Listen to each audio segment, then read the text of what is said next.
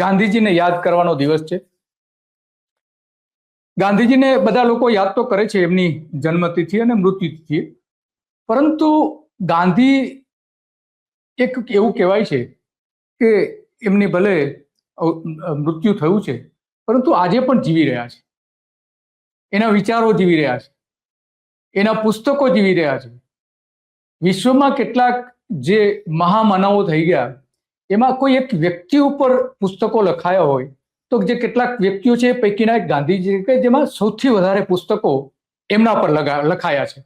અને વિશ્વની તમામ ભાષાઓમાં અલગ અલગ પ્રકારના ગાંધીજીએ પોતે લખેલા પુસ્તકો અને એના અર્થઘટન કરતા ગાંધીજીના અલગ અલગ વિષયો લગતા પુસ્તકોના ઘણા બધા એ રીતના પ્રકાશનો થયા છે.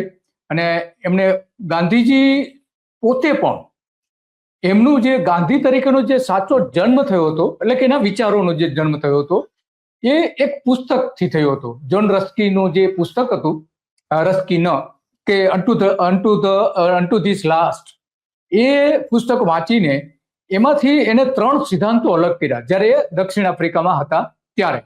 એમાં એક તો કે બધાનું ભલું કરવું, આ પુસ્તક વાંચ્યા પછી એક જે સિદ્ધાંત નક્કી કર્યો એ કે જે આજીવન વળગી રહ્યા. વકીલ અને વાણંદ બંનેના કામની એક સરખી કિંમત છે, એટલે કે કોઈ પણ વ્યક્તિનું કામ નાનું નથી, મોટું નથી. આ એક એમને સિદ્ધાંત આવ્યો. બીજું કે સાદું મજૂરીનું અને ખેડૂતનું જીવન એ જ સાચું જીવન છે.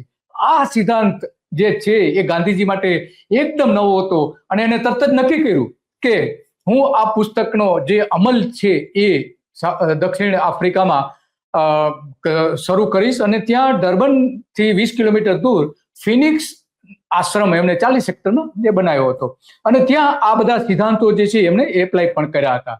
આ ફિનિક્સ આશ્રમ જે છે એ ફિનિક્સ આશ્રમમાં હું પોતે પણ જઈ આવ્યો છું, અને એ સમયે તો ત્યાં કશું જ નહોતું, માત્ર એક પ્લેટફોર્મ હતું, જે મકાન હતું એ બધું જ સ્થાનિક લોકોએ તોડી પાડ્યું હતું. આ તે બધું ઘણું બધું હતું. તો આ એમના સિદ્ધાંતો એમના પુસ્તકના કારણે એમને બનાવ્યા હતા. અને હવે આખું વિશ્વ ગાંધીજીના પુસ્તકો વાંચી રહ્યું છે, એમને લખેલા પુસ્તકો વાંચી રહ્યું છે. અને આજ સુધી જે પુસ્તકોના જે હક્કો હતા એ નવજીવન પાસે હતા, અને હક્કો હવે એ જે આપણે કાયદા પ્રમાણેના જે હક્કો ઉઠી જતા, હવે વિશ્વમાં કોઈ પણ વ્યક્તિ ગાંધીજી ઉપરનું પુસ્તક બનાવી શકે છે. એનું એ પ્રકારના એના જે કોપીરાઇટના સિદ્ધાંતો હતા એ બધા હવે એનો રહ્યા નથી. તો એવા સંજોગોમાં આજે ગાંધીજીએ ઊભી કરેલી પ્રકાશનની સંસ્થા નવજીવન, એમાં હજુ પણ ઘણા બધા ગાંધીજીને લગતા પુસ્તકો પ્રકાશિત થઈ રહ્યા છે. અને ગાંધીજીએ તમામ હક્કો આ નવજીવનને આપેલા. એ જ નવજીવન સાથે આપણે વાત કરીશું. નવજીવનમાં જે પુસ્તકોથી લઈને ગાંધીજીનું જે જ્ઞાન, સારું એવું જ્ઞાન ધરાવતા આપણા સોહમ પટેલ સાથે આપણે વાત કરીશું, અને એ બધી વાત કરશે કે કયા પ્રકારના પુસ્તકો અહીંયા વધારે વેચાઈ રહ્યા છે, કયા પ્રકારના પબ્લિશ કરી રહ્યા છે, શું એમાં આધુનિકતા એમણે ઉમેરી છે નવજીવને હમણાંથી, એ બધી જ આપણે વાત કરશે. સોહમ, આપનું સ્વાગત છે તો ગુજરાત રિપોર્ટમાં. નમસ્તે દિલીપભાઈ, thank you so much for having me. પહેલા તો તમે આ પ્રસંગે આવો એક સંવાદ કરવા માંગો છો, એ જ મોટી વાત છે, ગાંધીજીને યાદ કરીને, એટલે એની માટે અભિનંદન. તો સોહમ, અત્યારે નવજીવનમાં ખાસ કરીને નવજીવનમાંથી જે પબ્લિશ થાય છે પુસ્તકો, એમાં લોકોમાં કયા પ્રકારની ડિમાન્ડ સૌથી વધારે છે, એટલે કે સબ્જેક્ટ વાઇઝ અથવા તો પુસ્તકના ટાઇટલ પ્રમાણે? ગાંધીજીને લઈને આ સવાલ બહુ ઓછો અમને દેખાતો હોય છે સરફેસ ઉપર, કે ભાઈ ગાંધીજીનું આની ડિમાન્ડ વધારે છે, આની ડિમાન્ડ ઓછી છે, એવું બધું બહુ હોતું નથી. મોટા ભાગે ગાંધીજીના સાહિત્યમાં જે ભાર વંચાતો હોય છે તો ગાંધીજીની આત્મકથા, જેના વિશે બધાને ખબર જ હોય, સત્યના પ્રયોગો અથવા આત્મકથા, અને the story of my experiments with truth. તકલીફ એ છે કે એને જ લોકો ગાંધીજીનું સાહિત્ય માને છે એમ, જ્યારે કે ગાંધીજીનું સાહિત્ય બહુ વિશાળ છે. અને તે ઉપરાંત પણ અમારી પાસે બહુ જ રેરલી અમુક ચોપડીઓની ઇન્ક્વાયરીઝ ને એવું બધું આવતું હોય કે આ પુસ્તક છે જે મારા ધ્યાનમાં છે.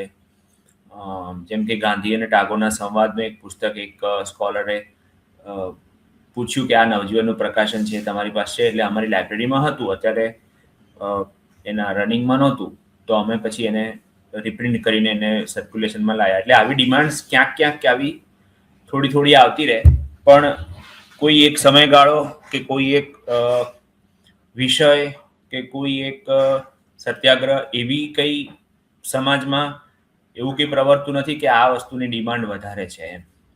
ઓકે સમજી ગયો. તો જે ગાંધીજીએ જે પુસ્તકો લખ્યા હતા એમાં ખાસ કરીને 7 જે મહત્વના ટાઇટલ જે છે એમને જે લખેલા પુસ્તકો એમાં આ જે સત્યના પ્રયોગો છે એ સૌથી વધારે વંચાઈ રહી છે. એ લોકોની ડિમાન્ડ પણ છે અને વિશ્વની મોટાભાગની જે ભાષા છે મોટાભાગની ભાષામાં એના અનુવાદો પણ થયા છે. પણ ગુજરાતીમાં આપણે બીજા મલયાલમ જોઈએ આપણે તો ત્યાં મોટા પ્રમાણમાં આપણે ગાંધીજીની આત્મકથાની ડિમાન્ડ પણ છે, વંચાઈ પણ છે. પરંતુ ગુજરાતમાં જે એક આંકડો જે મળે છે એ 2017 મળે છે 6,16,000 નકલો ગુજરાતીમાં વેચાય. તો અત્યાર સુધીમાં હવે કેટલી વેચાય છે એનો કોઈ અંદાજ કરો તમારે? હા, એટલે બીજી 2-1 લાખ અમે મારે એ તો ડેટા જોવો પડે, પણ બીજી 2-1 લાખ નકલો તો 5 વર્ષમાં વેચાઈ. 1 લાખ 2 લાખ તો ના કહું હું, પણ એટલી તો વેચાતી હોય છે. પણ એ વાત સાચી છે કે સધર્ન ઇન્ડિયામાં જે દક્ષિણ ભારતના રાજ્યો છે ત્યાં ગાંધીજી પુષ્કળ પ્રમાણમાં વંચાય છે અને આત્મકથા તમિલ, તેલુગુ, કન્નડ અને મલયાલમ આ ભાષામાં સૌથી વધારે વેચાય છે. ઓકે, બરાબર, સૌથી વધારે વંચાય છે. તો હમણાં તુષાર ગાંધીનું એક જે પુસ્તક આવ્યું લેટ્સ કિલ ગાંધી, બહુ સરસ એની ચર્ચા છે. ગુજરાતીમાં પણ આવ્યું છે. જો કે પ્રાઇવેટ પ્રકાશન દ્વારા કેયુરભાઈએ પ્રકાશિત કરી છે. તો આ એક છેલ્લું પુસ્તક મારી દ્રષ્ટિએ ગાંધીજી ઉપરનું ગુજરાતીમાં કહી શકાય એવું, કે કારણ કે હમણાં જ પબ્લિશ થયું છે એટલે.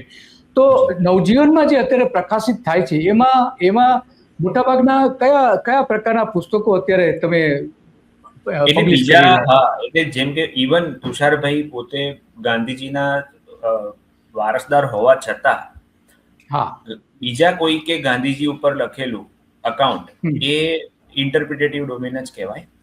અને બહુ જ સંશોધન કરીને લખ્યું હોય તો એ ચોક્કસ એક સારો સોર્સ બને, જેવું તુષારભાઈનું પુસ્તક છે, માહિતીનો સારો સોર્સ બને. પણ નવજીવનનું પોતાનું ફોકસ છે તે ગાંધીજીએ લખેલું કન્ટેન્ટ કેવી રીતે બહાર આવે. ઇન્ટરપ્રિટેટિવ ડોમેન એ આપણો નવજીવનનો સેકન્ડરી એજન્ડા છે, પ્રાઇમરી એજન્ડા નથી. પ્રાઇમરી નથી, હા, સ્વાભાવિક છે કે જે મૂળ જે ઓરિજિનલ જે છે ગાંધીજીએ જે લખેલું હોય એ વધારે એમાં.